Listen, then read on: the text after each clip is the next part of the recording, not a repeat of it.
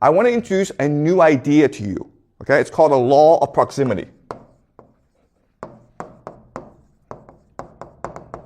The law of proximity, the idea is this. Whenever you play a game, you're not just playing one game. You're playing many, many different games. And the game that you choose to play is the one that is most proximate to you, the one that is most close to you. And that impacts your decision making the most. Okay, so that's a law of proximity. So let me explain to you what this means using an analogy, okay? Let's just use your life. You are playing actually multiple games every single day, all right? So let's examine this. The first game you play, of course, is the family game, right? So you might have parents and you have siblings, okay? And the game you're playing, of course, is to win attention from your parents. And to do so, depending on who your siblings are, you might use different strategies, including doing well in school or being a pain in the ass. Unfortunately, my kids choose to be a pain in the ass, okay? Yes. The parents are playing another game, which is social prestige, right? So they're competing against other parents to have the best family possible, all right? So, and then not only do you play a game at home, but you also play games at school, right? Right? So when you go to school, you're competing against your classmates for attention and popularity, but you're also playing a game in school to get the best grades so that you can get into a good college, right? Then you go to work where you're competing in order to win the favor of your boss and to be popular among your colleagues. Then you play a city game where you live in Beijing and you want Beijing to be better than maybe Shanghai or Shenzhen, okay? And then you play a game of maybe a nation where you want China to be stronger than Japan, okay? So as you can see, every single day you're playing multiple games, even though you may not recognize it. And again, what's important is the game that is most important to you is the game which you are most close to, right? The one that you can see in front of you. Okay, does that make sense? Okay, but this is also true for nations as well, where we think that the game is between nations. But really, the game is within nations. And the conflict within nations is the one conflict that determines how nations behave against each other. All right, so today what we will do is we will look at 3 examples of this, okay? We will look at the civil conflicts in America, in Israel, and in Iran to figure out why they behave the way they do, and then figure out how this war will progress. Okay, so clearly there is a civil conflict right now in America. Okay, you have the Democrats and you have the Republicans. Now what's odd is that even though these two different political parties are at war with each other, they both support the war because their calculus is different. Okay? So why do the Democrats support this war? Well, it's because they believe that this war will be extremely unpopular in America, which will allow the Democrats to dominate in the midterms in November and then win the presidential election in 2028. And they believe that this war will be so unpopular, it will destroy Donald Trump and allow the Democrats to rule forever. It will basically destroy the Republican Party. All right? And so that is your strategy. And if you think about it, it actually makes a lot of sense. The Republicans have a different strategy, which is this war may be unpopular, and this war may make America lose, but it's okay. Why? Because in a time of war, the president has something called the Emergency Powers Act, okay? Emergency powers.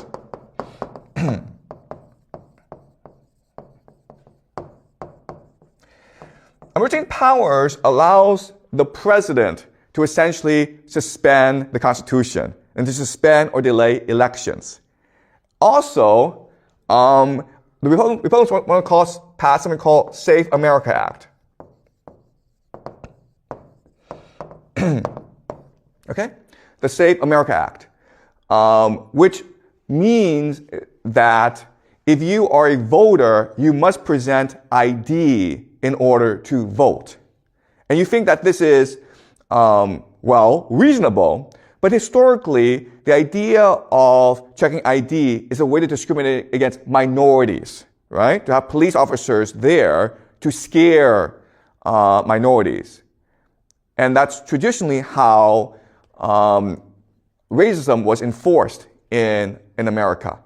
Okay? So, in other words, the Republicans have many different strategies of either cheating or manipulating the elections. They could also, I have to say this, but if the war's going really badly, what they will do is call up a national draft and cancel the elections, okay? All right? So these are two different strategies going on. But as you can see, this is not really about America defeating Iran. This is really about the Democrats or Republicans trying to obtain power and keep it, okay? All right. But what's important for us to understand is that it's not just about the Democrats and Republicans at war with each other. There's actually a much deeper divide in America, okay? And this divide is a conflict between the elite and the counter-elite. Remember how we introduced the idea of elite overproduction, right? This is the Peter Turchin idea. And he argues that what leads to civil war is that you have too many elite who want to be the ones in power. Power is a zero-sum game, and therefore, when you have elite overproduction, they have to go to war against each other in order to have the power. Okay? And so, what's going on?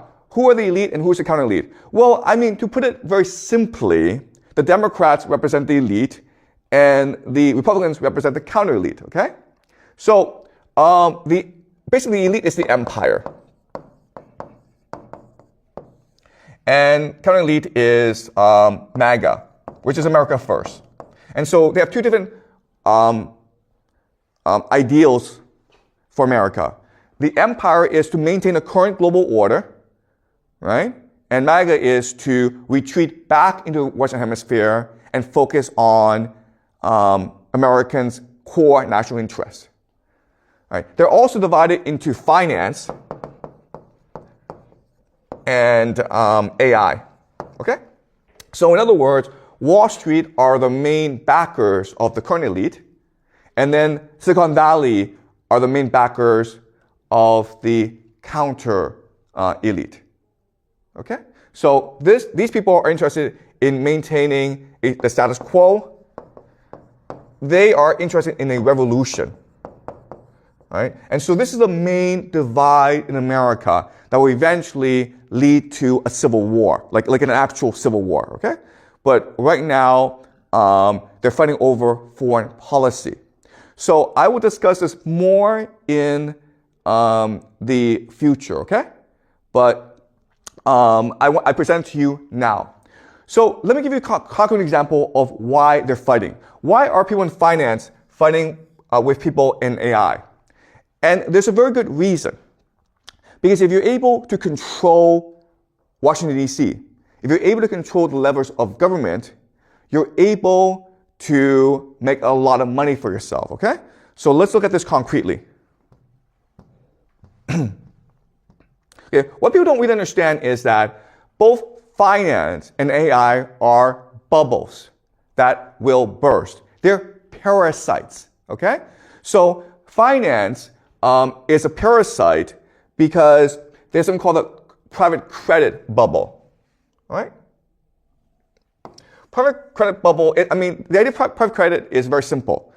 Rather than banks issuing loans to companies, companies privately issue loans to other companies.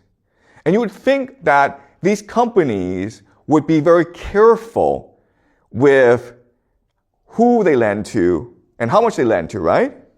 That's not true though, okay? Why? Because in 2008, these banks destroyed the global economy and the American government bailed them out, right? They suffered no consequences.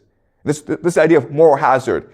If you do not suffer consequences for your stupidity, well, you're just going to be more stupid in the future, okay? So these companies believe that we control Washington, D.C., therefore we can be as risky and stupid as we want. So they're giving out lots and lots of silly loans to companies because they collect a fee for these loans, right? And then when these loans don't actually work out, meaning the companies go bankrupt, what they do is they say, oh, we'll lend you some more money to keep afloat, okay? So now this problem has reached about $2 trillion. And so they think that, okay, well, worst case scenario, the government will bail us out if we all go bankrupt because we're too big to fail. And all our friends are in government. Okay? That's their mentality. And in 2008, that worked. But there's a problem today, which is there's also another group that's doing the same crap, okay? And it's called the AI bubble. All right, so if you look at AI bubble, you've got companies like Microsoft, OpenAI, Oracle, NVIDIA, okay, lots and lots of different companies. And the way they operate is they just lend money to each other, okay? It's like, I give you $1 billion, then you give me $1 billion, and now we have $2 billion. Okay? It's a circle jerk. And it's getting a lot of money from the GCC and other investors. The problem, of course, is what's happening in the war, right? So if the GCC can no longer put more money into this bubble, then eventually this bubble will have to burst. But they're like, that's okay. Why? Because we control Trump. We control the White House. We are the stock market. Therefore, Washington, D.C. will bail us out. Okay? So that's the war going on, where you have two parasitic forces, the finance sector and the tech sector, and they are all looking for government bailouts when their bubble bursts. But the government doesn't have infinite money. It can only bail out one side, right? So they're going to fight over with the government. They're going to fight over who bails who out, okay? If the Democrats can win the House and the presidency into 2028, then the private credit people will get bailed out. But if Trump and his people stay in power in 2028, then the AI people will get bailed out, okay? So that's the civil war going on in America right now. We'll discuss this more later in the future, but I just present to you right now, okay? And then, of course,